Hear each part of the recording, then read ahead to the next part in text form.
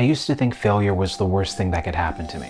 I'd lie awake at night, replaying embarrassing moments, mistakes, and missed opportunities, each one feeling like a permanent mark against my character. But what if I told you that our relationship with failure might be the most important relationship we'll ever develop? My name is Philip Warfield, a PhD candidate recovering from perfectionism, and this is for anyone who's ever felt crushed by the weight of their own failures. A few weeks ago, I turned in the first draft of my dissertation. I've researched for years. I wrote for months. I read several books about critical writing. I felt super confident. And after all, I'd done everything with distinction before, so why not now? My advisor thought it was less than garbage. When the rejection email came, I felt that familiar sting. That voice that's always told me, you're just not quite good enough. I've spent weeks analyzing what went wrong, where I messed up, how I could have written about my topic differently. But then I realized something. I was asking all the wrong questions. Instead of why did I fail, maybe the better question is, what is failure trying to teach me? What is it that won't allow me to freely make mistakes? Why do I expect to be near perfect when I do something for the very first time? My ego, honestly, expects greatness and has delusions of grandeur all the time. And I feel like I've been forced to stop and not be a perfectionist for once. The older I get, the more I realize that failure isn't the opposite of success. It's actually a part of it. And I know that sounds a little bit crazy, but just roll with me here. We live in a culture obsessed with highlight reels. Social media has turned our lives into curated galleries where we showcase our victories and hide our defeats. We see others' successes without even witnessing the countless failures that preceded them. But this creates a dangerous illusion, I think, that success should come easily, that failure is abnormal, that struggling means you're clearly doing something wrong. The truth is, failure is universal. It's one of the few experiences that connects every single human being on this planet. No one, not your boss, not your favorite celebrity, not even your seemingly perfect friend who always has it put together, has escaped the feeling of failure.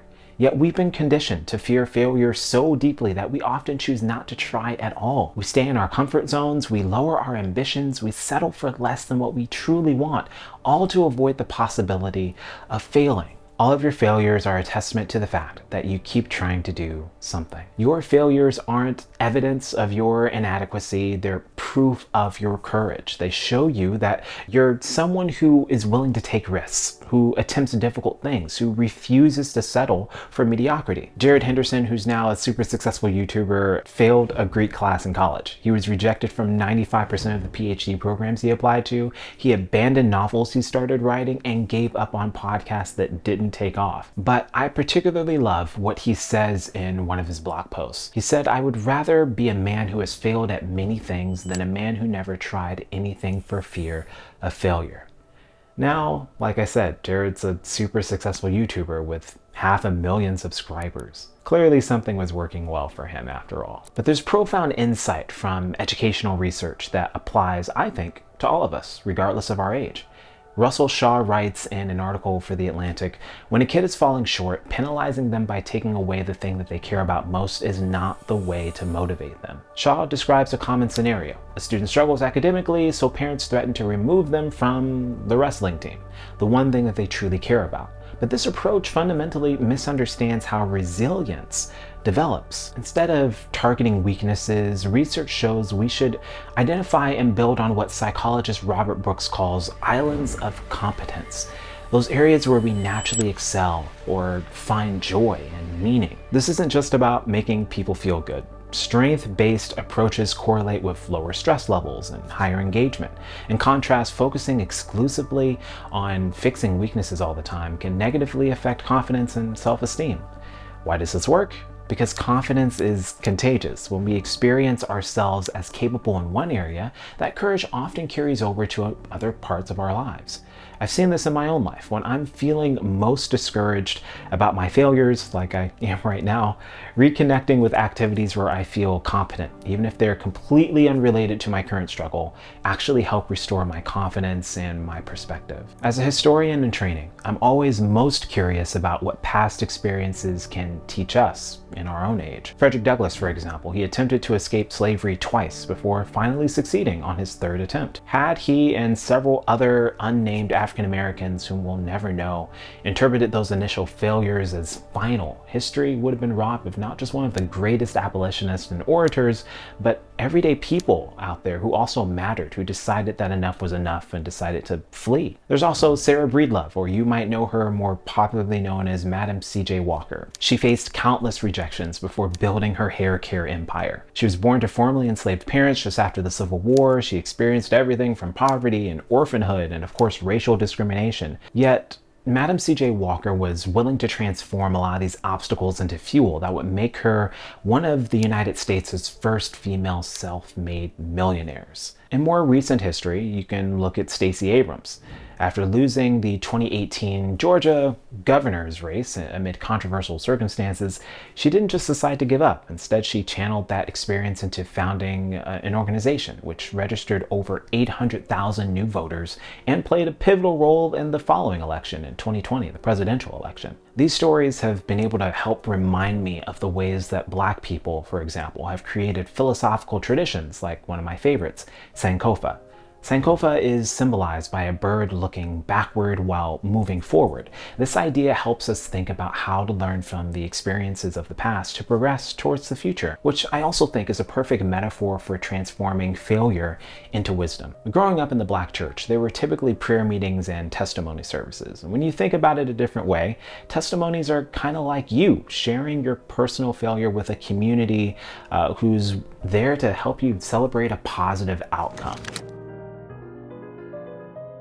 So what if we looked at failure differently? I've been thinking about this a lot lately. So what if failure isn't a judgment of our worth, but simply new information? What if it's not an ending, but a redirection? When my advisor told me that I wouldn't get to graduate when I planned, I initially saw it as proof that I wasn't good enough, that I didn't deserve to take up space at a prestigious, highly selective program. But in reflecting with mentors and friends, I've realized something really important. This is a quote by one of my favorite teachers, a former teacher and a great friend, Dr. Linda Tim. She told me, "Your ideas are not you. You have value. You are loved. You are valued far beyond anything you could ever write."